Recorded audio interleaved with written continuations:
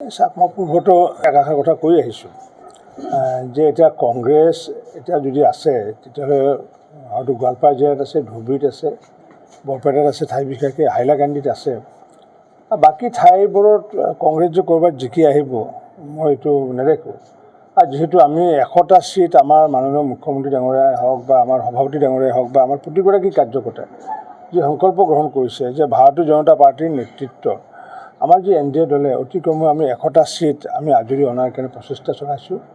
আৰু এই 100টাৰ ভিতৰত মই আজিও আপোনালোকক ক'লোঁ নট লেছ দেন 89। 89তকৈ তলতটো এটাও নহয়। মই আজি আপোনালোকে এইখিনি লিপিবদ্ধ কৰি থ'ব। আজিৰ তাৰিখটোত 15 ডিচেম্বৰ তাৰিখে মই আনন্দৰাম বৰুৱাত কৈছিলোঁ এই কথাষাৰ। এই কথাখিনি আমি এনেই কোৱা কথা নহয়, যিহেতু আমাৰ ভাৰতীয় জনতা পাৰ্টীয়ে হওক বা আমাৰ NDA হওক, আমি যিহেতু মাইক্ৰ' মেনেজমেণ্টৰ জৰিয়তে নিৰ্বাচনত অংশগ্ৰহণ কৰোঁ।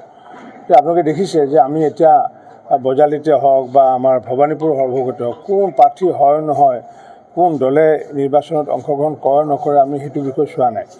আমি যাতে NDA যাতে জিকাব পাৰোঁ তাৰ কাৰণে আমি সকলোবোৰ দলে ভাৰতীয় জনতা পাৰ্টী হওক বা অসম গণ পৰিষদে হওক বা অন্যান্য মিত্ৰ দলেও নিজৰ নিজৰ এলেকাত আমি কাম কৰি আহিছোঁ। কাৰণ আমাৰ মূলগত হৈছে কি যে আমি 100টা যাতে আমি সমষ্টি যাতে আমি আনি পেলাই যাতে NDA নেতৃত্বত বিজেপিৰ নেতৃত্বত আনি NDA চৰকাৰ কৰি হিমন্ত বিশ্ব শৰ্মা ডাঙৰীয়াক যাতে পুনৰবাৰ যাতে আমি মুখ্যমন্ত্ৰী কৰি অসমৰ যি উন্নয়নৰ যি ধাৰা অব্যাহত হৈ আছে সেই ধাৰা যাতে আগন্তুক দিনত বেছি আগুৱাই যাতে অগ্ৰসৰ কৰি নিব পাৰোঁ তাৰ কাৰণে আমি সকলোৱে সংকল্পবদ্ধ হৈছোঁ। চাওক এতিয়া যিহেতু মই প্ৰায় 5টা বছৰ হ'বগৈ আৰু ইয়াতে বজালী অঞ্চলত মই কি কৰিছোঁ কি কৰা নাই এইখিনি প্ৰতিগৰাকী জনসাধাৰণে জ্ঞাত। কাৰণ মই আজি 2 বছৰ আগতো মই খতিয়ান উলিয়াইছিলোঁ, মই আমাৰ যি উন্নয়নৰ কাম কৰিছিলোঁ আৰু এই ডিচেম্বৰ মাহতে মই 5টা বছৰৰ খতিয়ান প্ৰকাশ কৰিম, ৰাইজক দিম। গতিকে স্বাভাৱিকতে ইয়াৰে জনসাধাৰণে বজালী সমষ্টিৰ জনসাধাৰণে মোক বিচৰাটো স্বাভাৱিক কথা।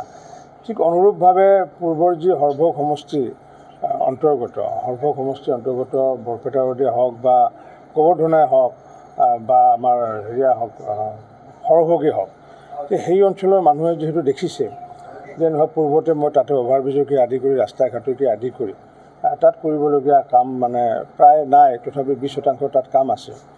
গতিকে স্বাভাৱিকতে পূৰ্বৰ সৰভোগ সমষ্টিৰ মানুহে বিচাৰাটো স্বাভাৱিক কথা। কাৰণ পূৰ্বত তাতে 10 বছৰ যিহেতু মই তাত যিহেতু বিধায়ক অকল হোৱাই নহয়, তাৰে পৰা মই অসম বিধানসভাৰ অধ্যক্ষ হৈছিলোঁ, তাৰে পৰা ভাৰতীয় জনতা পাৰ্টীৰ পৰা মই সভাপতিৰ দায়িত্ব লৈছিলোঁ। বজালীৰ মানুহে বিচৰা স্বাভাৱিক, কাৰণ বজালীৰ পৰা যিহেতু মই মন্ত্ৰী হৈছোঁ।